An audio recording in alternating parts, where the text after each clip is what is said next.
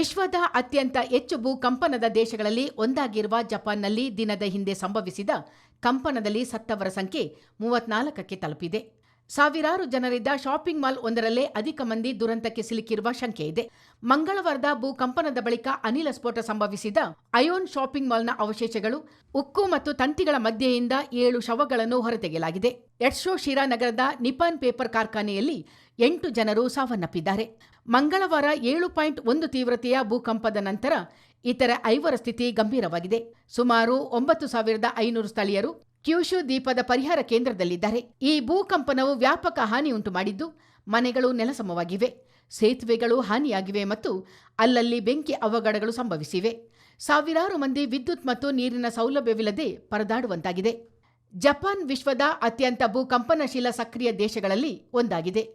ಇದು Pacific ring of ಫೈರ್ನ ಪಶ್ಚಿಮ ಅಂಚಿನಲ್ಲಿರುವ 4 ಪ್ರಮುಖ ಟೆಕ್ಟೋನಿಕ್ ಪ್ಲೇಟ್ಗಳ ಮೇಲೆ ಕುಳಿತಿದೆ.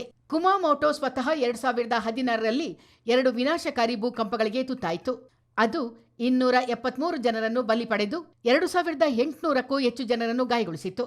ಸುಮಾರು 125 ಮಿಲಿಯನ್ ಜನರಿರುವ ಜಪಾನ್ ಎಂಬ ದ್ವೀಪ ಸಮೂಹದಲ್ಲಿ ವಿಶ್ವದ 18% ಭೂಕಂಪನಗಳು ಸಂಭವಿಸುತ್ತಿವೆ.